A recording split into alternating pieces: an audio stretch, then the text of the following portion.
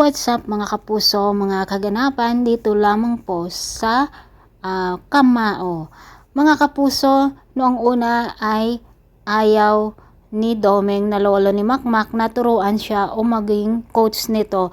Ngunit nang maglaon ay siya na nga rin ang naging coach nitong si Makmak at talagang na-impress nga ang lolo nito mga kapuso dahil sa talagang pursigido siyang maging boksingero at siya na nga ang nag-training dito kay Makmak. Samantala, hindi naman tanggap ni Ivan at ang kanyang kaibigan ang rematch na magaganap dahil alam nila na siguradong matatalo na si Ivan dito dahil nga sa nandaya sila noon.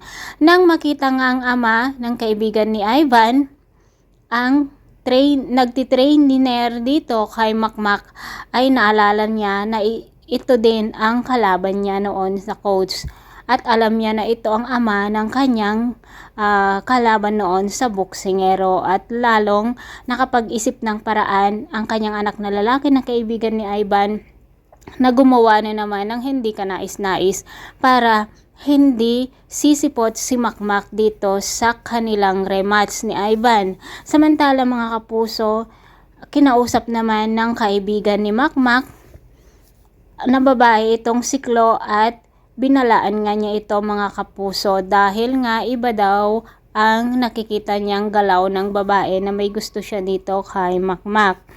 At talaga namang mga salita na hindi kanais-nais ang sinabi ng babae dito kay Klo. Samantala mga kapuso, proud na proud nga ang lolo Domeng ni Makmak dahil nga sa pursigido siyang mag-training.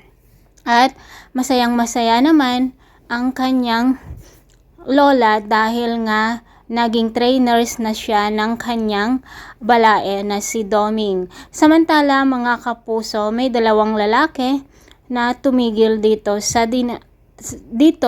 dalawang magkaibigan na si Makmak.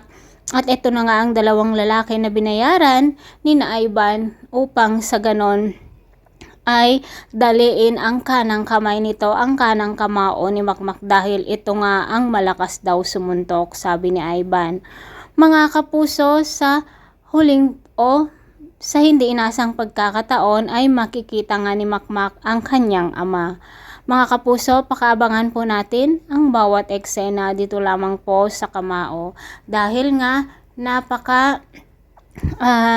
pursigido talaga itong si Makmak na maging isang sikat na boksingero kahit na ang daming humahadlang pero pagpapatuloy pa rin niya ang kanyang pangarap.